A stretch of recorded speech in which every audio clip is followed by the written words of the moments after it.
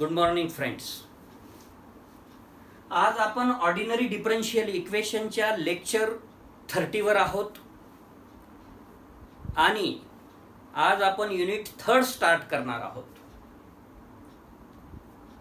Chapter number 6 आहे. त्याचं title आहे linear differential equation with constant coefficients. Article 49, the complementary function, the particular integral, the complete integral. The general form of the equation is dny upon dx raised to n plus p1 dn minus 1y upon dx raised to n minus 1 plus p2 dn minus 2y upon dx raised to n minus 2 plus dot dot dot plus p plus suffix n minus 1 dy by dx plus pny which is equal to capital X. कुठल्याही इक्वेशनला दोन sides असतात, left hand side, right hand side. परंतु आपल्या सिलेबसच्या पुस्तकांमध्ये जे writer आहे Daniel आणि Murray यांनी यालाच फर्स्ट मेंबर आणि सेकंड मेंबर असं म्हटलं आहे.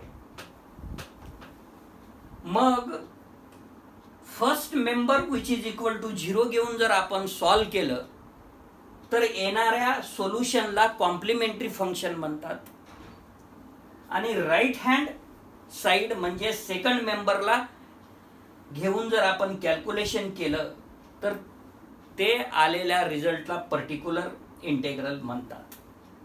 आणि या दोघाची जर आपण बेरीज केली, particular integral plus complementary function which is equal to complete solution म्हणता येईल, कंप्लीट इंटेग्रल म्हणता येईल, जनरल सोल्युशन म्हणून म्हणता येईल. मग याच्यामध्ये आता where capital X and the coefficients P1, P2 up to Pn are constants or functions of X. If the derivative of the highest order dn y divided by dx raised to n has a coefficient other than unity, जर highest derivative असलेलं term जे की dny upon dx raise to n आहे, इथं coefficient जर unity नसेल, काहीही असेल युनिटी सोडून, तर आपल्याला काय करावं लागेल, then that member of the equation can be divided by this coefficient. Suppose इथं 5 असेल तर आपल्याला 5 न डिवाइड करावं लागेल. सपोज इथे 2 असेल तर आपल्याला 2 न डिवाइड करावं लागेल. आणि काय होईल मग तसं केल्यानंतर and equation will be in the form of 1 मध्ये येऊन जाईल आणि मग त्याला आपल्याला सॉल्व करायचं आहे. The linear equation of the first order has been treated in article 20. काय होता 20 आर्टिकल? Linear equation. काय होतं linear equation? dy by dx plus py is equal to q. मग या इक्वेशन मध्ये आपण काय काय केलं होतं? या इक्वेशन मध्ये आपण इंटिग्रेटिंग फॅक्टर काढला होता, ज्याचा फॉर्म्युला आहे e to the power integral p dx. P ची व्हॅल्यू जे एक्झाम्पल मध्ये दिलेली असेल ते कन्सिडर करून इंटिग्रेटिंग फॅक्टर काढणं. आणि सोल्युशन ऑफ सच इक्वेशनचा फॉर्म्युला काय यूज केला होता आपण? y into integrating factor which is equal to integral q into integrating factor dx plus constant of integration c, जे की आपल्याला ऑलरेडी माहित आहे. It will be first be shown that the complete solution of one equation, जो की आपण ऑलरेडीच left hand side 1 इक्वेशनची ही आहे आणि राईट हँड साइडला x आहे, contains as part of itself the complete solution of dny divided by dx raised to n plus p1 dn minus 1y divided by dx raised to n minus 1 plus dot dot dot plus p ला suffix n minus 1 dy by dx plus pny is equal to 0. याला equation number आपण 2 म्हणालो. आता याचं जे solution निघेल ते complementary function असेल जर इक्वेशन 1 चा विचार केला तर, आणि फक्त इक्वेशन 2 चा जर विचार केला सॉरी तर कंप्लीट सोल्युशन बी असू शकतं. कंप्लीट सोल्युशन असेल if y is equal to y1 be an integral of 2, then as will be seen on substitution in 2, y is equal to c1 y1, c1 being an arbitrary constant is also an integral. परंतु nth degree highest derivative dny upon dx raise to n म्हणजे n ऑर्डरचं equation असल्यामुळे याचे factor जे पडेल ते n पडेल. आपण एक सोल्युशन कन्सिडर केलं y is equal to y1 तर त्याचा result y is equal to c1 y1 येईल. 2 3 4 n पर्यंत जर आपण गेलो, similarly if y is equal to y2 y is equal to y3 up to y is equal to yn be an integral of 2, then y is equal to c2 y2 comma y is equal to c3 y3 comma up to y is equal to cn yn, and where c2 c3 up to cn are arbitrary constants, all are also integral. Moreover, substitution will show that y is equal to c1 y1 plus c2 y2 plus dot dot dot plus cn yn. So here yes is an integral. This equation is a 3 equation. If y1 y2 up to yn are linearly independent, 3 is complete integral of 2. 2 काय equation होता आपला, काय आहे dny upon dx raise to n plus p1 dn minus 1y upon dx raise to n minus 1 plus dash dash plus dot dot dot plus pny is equal to 0. त्याचं solution हे होईल. 3 is complete integral of equation 2. Since it contains n arbitrary constants and equation 2 is of order n, if y is equal to u be a solution of equation 1, then y is equal to capital Y plus small u. Equation number 4, capital Y means here c1 y1 plus c2 y2 plus dot dot dot plus cn yn, जे की याला denote केलेला आहे आपण. is also a solution of 1. For the substitution of capital Y for y, instead of this small y, if you substitute capital Y, for the substitution of capital Y for small y, in the first member of equation 1 gives 0 and that of u for y by hypothesis capital F, जे की right hand साइडला x आहे त्याच्या बदल्यात u जर आपण solution म्हणालो त्याचं, कारण की प्रॉब्लेम मध्ये तुम्हाला या x ची बी व्हॅल्यू दिलेली असेल आणि P1 P2 up to Pn च्या सुद्धा व्हॅल्यू दिलेल्या असतात. त्यामुळे काय जे फॅक्टर पडेल त्या पद्धतीने आपण सॉल्व करणारच आहोत. As the solution 4 means this, small y is equal to capital Y plus u contains n arbitrary constants. It is the complete solution of equation 1. म्हणजे लेफ्ट हँड साइडचं सोल्युशन जर आपण y कन्सिडर केलं आणि right hand side साठी जर आपण u म्हणालो तर दोघाची गोळाबेरीज y प्लस u म्हणजे कंप्लीट सोल्युशन होईल किंवा त्यालाच जनरल सोल्युशन म्हणतात, त्यालाच कंप्लीट इंटेग्रल म्हणतात. The part capital Y is called the complementary function. The part U is called the particular integral. The general or complete solution is the sum of complementary function, that is capital Y, and the particular integral, that is small u. Next article. The linear equation with constant coefficients and second member 0. Second member means you already know right hand side is equal to 0.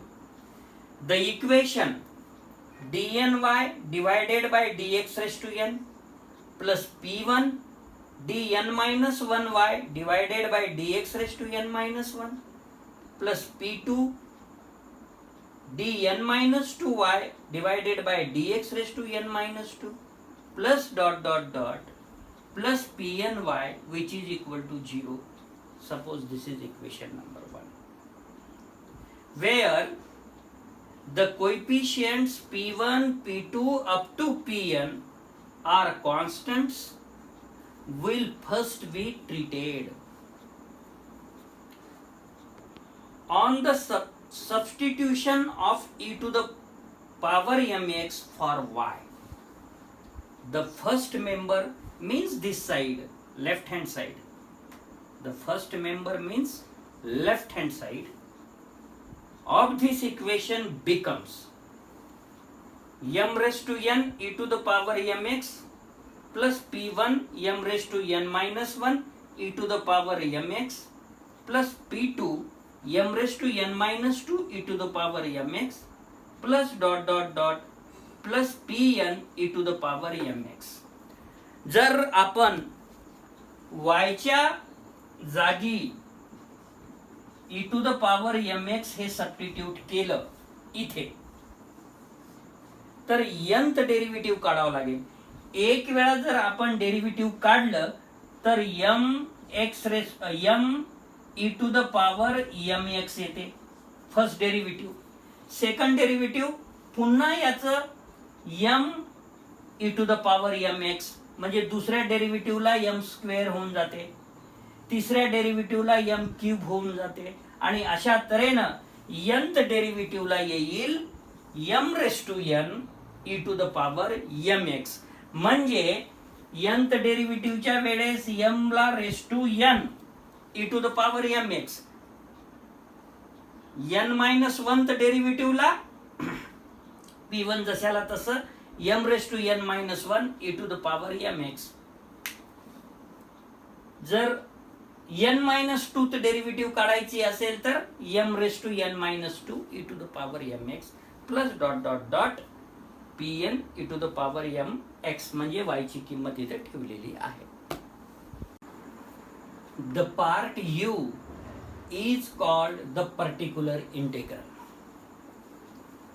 The general or complete solution is the sum of complementary function, that is capital Y, and the particular integral, that is small u. Next article.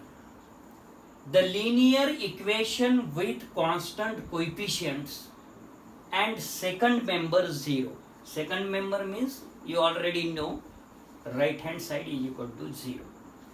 The equation dny divided by dx raised to n plus p1 dn minus 1y divided by dx raised to n minus 1 plus p2 dn minus 2y divided by dx raised to n minus 2 plus dot dot dot plus pny which is equal to 0. Suppose this is equation number 1, where the coefficients p1, p2 up to pn are constants will first be treated. On the substitution of e to the power mx for y, the first member means this side, left hand side. The first member means left hand side of this equation becomes m raised to n e to the power mx plus p1 m raised to n minus 1 e to the power mx plus p2 m raised to n minus 2 e to the power mx plus dot dot dot plus pn e to the power mx. जर आपण y च्या जागी e to the power mx हे substitute केलं इथे, तर nth derivative काढावं लागेल. एक वेळा जर आपण डेरिव्हेटिव्ह काढलं तर m e to the power mx येते फर्स्ट डेरिव्हेटिव्ह. सेकंड डेरिव्हेटिव्ह पुन्हा याचं m e to the power mx म्हणजे दुसऱ्या डेरिव्हेटिव्हला m स्क्वेअर होऊन जाते, तिसऱ्या डेरिव्हेटिव्हला m क्यूब होऊन जाते, आणि अशा तऱ्हेनं nth डेरिव्हेटिव्हला येईल m raise to n e to the power mx. म्हणजे nth डेरिव्हेटिव्हच्या वेळेस m ला raise to n e to the power mx, n minus 1th डेरिव्हेटिव्हला p1 जशाला तसं m raise to n minus 1 e to the power mx. जर n minus 2th derivative काढायची असेल तर m raise to n minus 2 e to the power mx plus dot dot dot pn e to the power mx म्हणजे y ची किंमत इथे ठेवलेली आहे. That is in bracket m raise to n plus p1 m raise to n minus 1 plus p2 m raise to n minus 2 plus dot dot dot plus pn bracket complete outside the bracket e to the power mx. कारण की each and every term contains e to the power mx, म्हणून आपण e to the power mx taken out common, and this will be equal to 0 if m raised to n plus p1 m raised to n minus 1 plus p2 m raised to n minus 2 plus dot dot dot plus pn is equal to 0.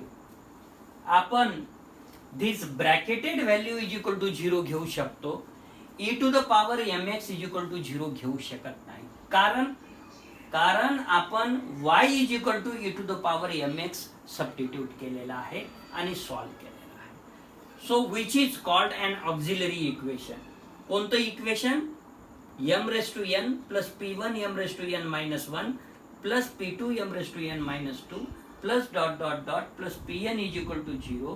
हे auxiliary equation आहे. कोणत्या इक्वेशनचं auxiliary equation आहे? तर equation 1 चं auxiliary equation आहे. मग 1 equation काय आहे हो? dny upon dx raise to n plus p1 dn minus 1y upon dx raise to n minus 1 plus dot dot dot plus pny which is equal to 0. त्याचं auxiliary equation equation 2 आहे.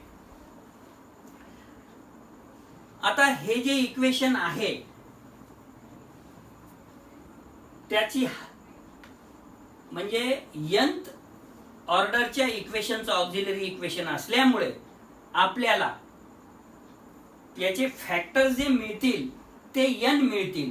तर इथे आपण असं विचार करू की therefore if m have a value say m1, जर फर्स्ट ऑर्डर असला असतं तर, आणि दॅट सॅटिस्फाईज 2, तर त्याचं सोल्युशन राहिलं असतं y is equal to e to the power m1x. म्हणजे फर्स्ट ऑर्डरचं राहिलं असतं तर is an integral of 1 if the n roots of 2b, जर इक्वेशन 2 चे ही जे पॉलिनॉमियल आहे ते nth डिग्रीची आहे, त्याच्यामुळे याचे n फॅक्टर्स पडू शकतात, अल्टिमेटली n रूट्स मिळू शकते जर p1 टू pn पर्यंतच्या सगळ्या व्हॅल्यू तुम्हाला दिलेल्या असेल तर.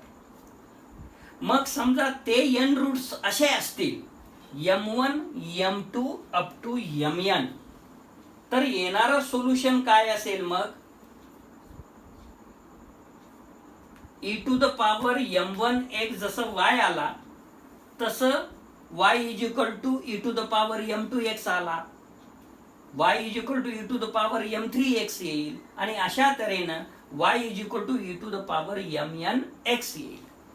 परंतु आपण सोल्युशन काढत असताना कॉन्स्टंट घेतो, म्हणून then the complete or general solution of equation 1 is y is equal to c1 e to the power m1x plus c2 e to the power m2x plus dot dot dot plus cn e to the power mnx.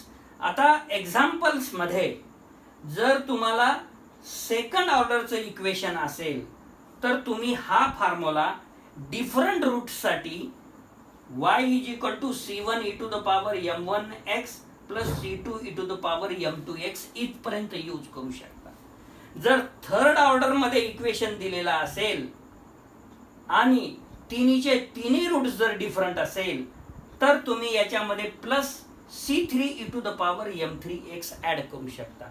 म्हणजे हा formula आपल्याला कशासाठी use करायचा आहे तर दिलेल्या ordinary differential इक्वेशनचे roots different असेल आणि किती असेल त्याच्यावर हा फॉर्म्युला यूज करायचा. जर 2 असेल तर मी म्हणालो up to c1 e to the power m1x plus c2 e to the power m2x. 3 असेल तर y is equal to c1 e to the power m1x plus c2 e to the power m2x plus c3 e to the power m3x. आणि n जर different roots असतील तर y is equal to c1 e to the power m1x plus c2 e to the power m2x plus c3 e to the power m3x plus dot dot dot plus cn e to the power mnx. Thank you.